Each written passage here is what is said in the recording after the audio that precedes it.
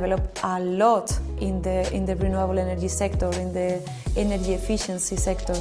So the idea there is to keep on supporting this kind of startups so that we can have what is going to be needed in the future. It's the only way we can move forward.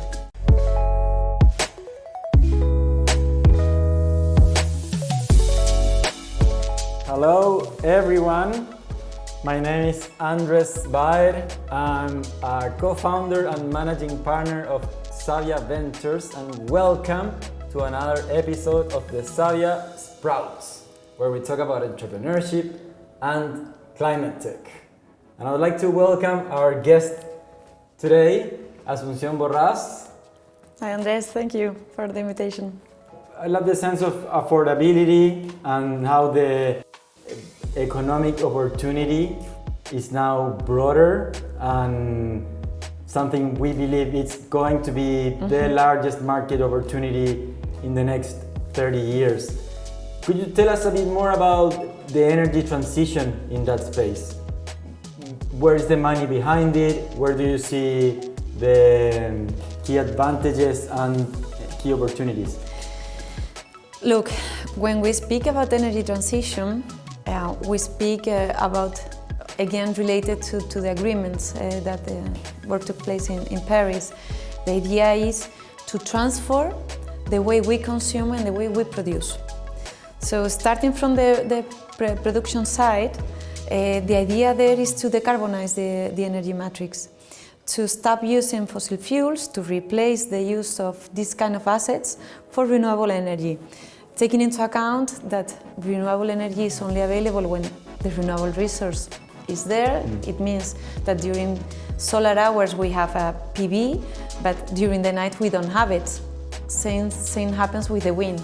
If there is wind, we will be able to produce wind power, and if there is no wind, we cannot produce it.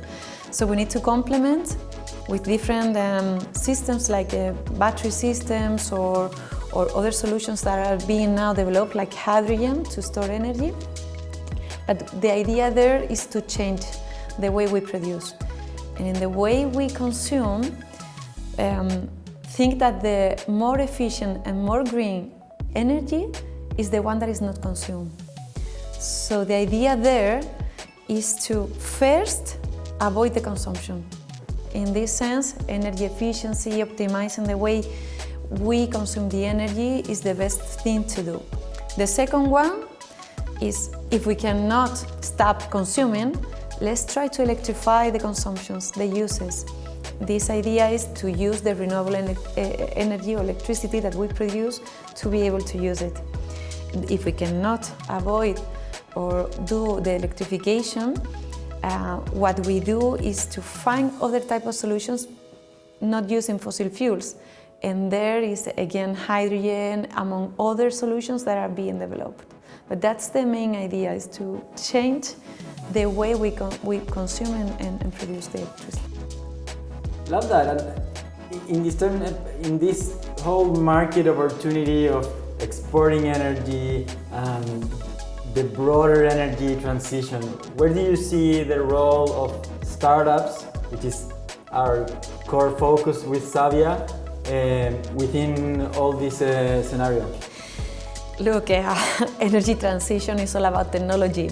And who are the best positioned to develop technology but the startups? I mean, we need to invest and support them to be able to develop the technology that will be needed in the future. I mean, if we look back, it's been an amazing journey in the development of technology. In 2 decades, I think we've developed a lot in the renewable energy sector, in the energy efficiency sector.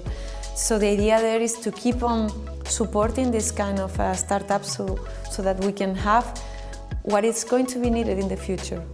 It's the only way we can move forward.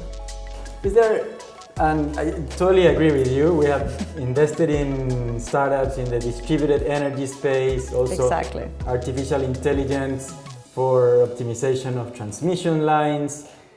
Is there a message you would give to asset owners of, for example, solar plants or executives that are in energy companies on this same space of innovation?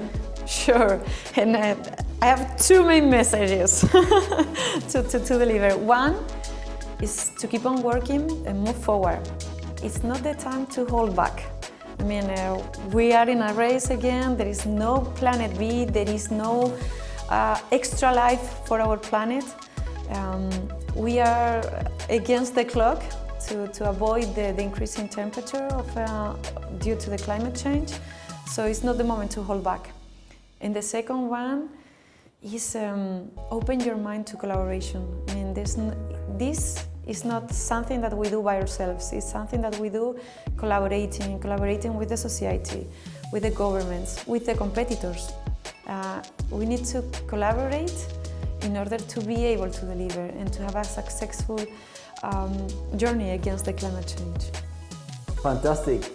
We love the whole sphere of collaborating with corporates. We do it with Savia, and in that space, you've been an advisor to Savia for some time now. Mm-hmm. Could you tell us a bit more maybe about how has been your experience so far? Well, it's very richful because indeed you learn that there is a lot of talent in the region, and there's a lot of people, again, aligned.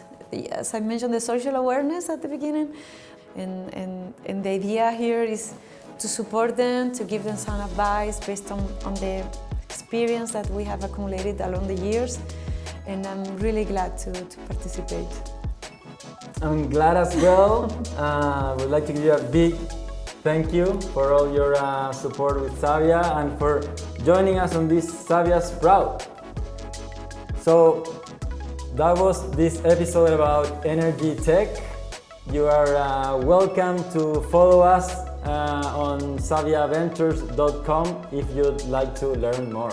See you on the next one.